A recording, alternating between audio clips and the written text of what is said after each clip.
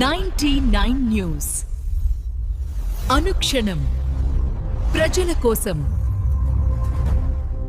నమస్కారం. 99 న్యూస్ కి స్వాగతం. చైనాలో షాంఘాయ్ నగరంలో భారీ సింక్ హోల్ తో వణికిపోయింది. మిన్హాన్ జిల్లా మెట్రో పనులు జరుగుతుండగా ప్రధాన రహదారి అకస్మాత్తుగా కుంగిపోయింది. పెద్ద గొయ్యిలాగా మారింది. భూగర్భ పనులే తలెత్తిన లోపమని ఇందుకు కారణమని భావిస్తూ ఈ భయంకరమైన దృశ్య సీసీటీవీలో రికార్డ్ అవ్వగా ఎవరికి గాయాలు కాకపోవడంతో అంతా ఊపిరి పీల్చుకున్నారు. పలస నియోజకవర్గం పలస మండల పరిధిలో వివిధ పరామర్శ కార్యక్రమంలో పాల్గొన్న YSR Congress party doctor cell రాష్ట్ర అధ్యక్షులు మాజీ మంత్రివర్యులు డాక్టర్ సిదిరి అప్పలరాజు పలసాల మండలం లక్ష్మీపురం గ్రామంలో వైఎస్ఆర్సీపీ అధ్యక్షులు బమ్మిడి రమేష్ కు ఇటీవల సర్జరీ జరిగిన విషయం తెలుసుకుని రమేష్ ను డాక్టర్ సిదిరి అప్పలరాజు పరామర్శించారు. పలస మండలం బట్టుకొత్తు పంచాయతీ కేశపురం గ్రామానికి చెందిన ముండిమంచి సాయమ్మ ఇటీవల మరణించిన విషయం తెలుసుకుని సిద్ది అయ్యప్పరాజు వారి కుటుంబ సభ్యులను పరామర్శించారు. ఈ కార్యక్రమంలో వైఎస్ఆర్సీపీ మున్సిపల్ విభాగ రాష్ట్ర సంయుక్త కార్యదర్శి బండగల్ల బల్లయ్య, వైఎస్ఆర్సీపీ జిల్లా కార్యదర్శి మాజీ ఎంపీపీ బత్తినేని హేమేశ్వరరావు మరియు సర్పంచ్లు, నాయకులు, కార్యకర్తలు తదితరులు పాల్గొన్నారు. కర్నూలు జిల్లా ఆలూరు నియోజకవర్గం అప్సరి మండలం కార్మంచి గ్రామంలో జగ్లీ రూబెన్ కుమారుడి వివాహ కార్యక్రమాన్ని ముఖ్య అతిథిగా హాజరై నూతన వధువులను ఆశీర్వదించిన ఆలూరు ఎమ్మెల్యే బుసినేని విరూపాక్షి తనయుడు యువనేత రాష్ట్ర యువజన విభాగ సెక్రటరీ బుసినేని చంద్రశేఖర్. ఈ కార్యక్రమంలో వైఎస్ఆర్సీపీ నాయకులు, కార్యకర్తలు పాల్గొన్నారు. ఆదిలాబాద్ జిల్లా బోధ్ సరిహద్దులకు ఆనుకొని ఉన్న మహారాష్ట్ర రాష్ట్రంలోని కైలాస్ టెకేడి ప్రాంతంలో ఎలుగుబంటి దాడి కలకలం రేగింది. ఈ దాడిలో 3 వ్యక్తులు ప్రాణాలు కోల్పోగా మరొక 3కి తీవ్ర గాయాలయ్యాయి. సమాచారం అందుకున్న అటవీ అధికారులు, పోలీసులు ఘటనా స్థలానికి చేరుకుని పరిస్థితిని అదుపులోకి తీసుకువచ్చారు.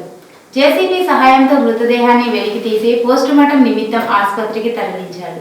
గాయపడిన వారికి సమీప ఆసుపత్రిలో చికిత్స అందించారు.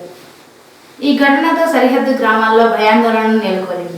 అటవీ అధికారులు ప్రజలను అప్రమత్తం చేస్తూ అటవీ ప్రాంతాలకు వెళ్లవద్దని, ముఖ్యంగా ఉపాధి పనుల కోసం గుంపులుగా వెళ్లినప్పుడు తగు జాగ్రత్తలు పాటించాలని సూచించారు.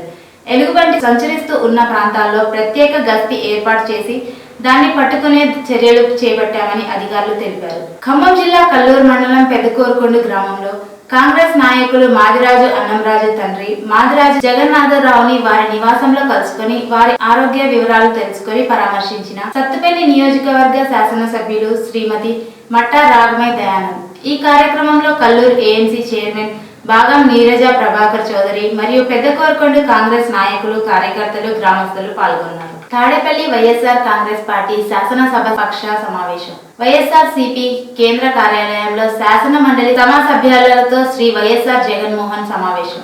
శ్రీకాకుళం జిల్లా టెక్కేలి నియోజకవర్గం దండుగోపాలపురానికి చెందిన వైఎస్ఆర్సీపీ కార్యకర్తలు లెవిన్ వివేక్ తన కుటుంబ సభ్యులతో కలిసి వచ్చి తన కుమారుడికి అక్షరాభ్యాసం చేసి ఆశీర్వదించాలని కోరారు.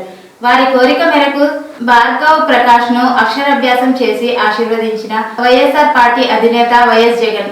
కర్నూలు జిల్లా గోనెగండ్ల మండలం ఒంటేరు దిన్నె గ్రామంలో నిర్వహించిన వివాహ శుభకార్యాన్ని ఎమ్మిగనూరు నియోజకవర్గం ఇన్ఛార్జ్ శ్రీ ఎర్రకోట రాజీవ్ రెడ్డి హాజరై వధూవరులను ఆశీర్వదించారు. ఈ శుభ సందర్భంగా నూతన దంపతులను ఆయన హృదయపూర్వక శుభాకాంక్షలు తెలియజేసి వారి దాంపత్య జీవితాన్ని సుఖ సంతోషాలతో నిండి ఉండాలని ఆకాంక్షించారు.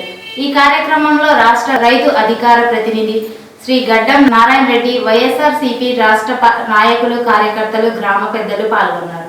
ఆంధ్రప్రదేశ్ రాజకీయాల్లో 2 సుదీర్ఘ పాదయాత్రలు చాలా చరిత్రాత్మకమైనవి. ఒకటి 1986లో లేపాక్షి నుండి పోతిరెడ్డి వరకు, రెండవది ప్రజా ప్రస్థానం పాదయాత్ర చెవెళ్ల నుండి ఇచ్చాపురం వరకు. డాక్టర్ వైఎస్ రాజశేఖర్ రెడ్డితో 2 పాదయాత్రలు ముగింపు వరకు వైఎస్ఆర్ తో పాటు నడిచిన ఏకైక నాయకుడు, ఒక మహా అద్భుతమైన మరియు మరపురాని అనుభూతి పొందిన మన అన్న ఐడీసీ మాజీ చైర్మన్ శ్రీ నల్లపార్ రెడ్డి. ఈ వార్తలు ఇంతటితో సమాప్తం. 99 న్యూస్ అనుక్షణం ప్రజల కోసం.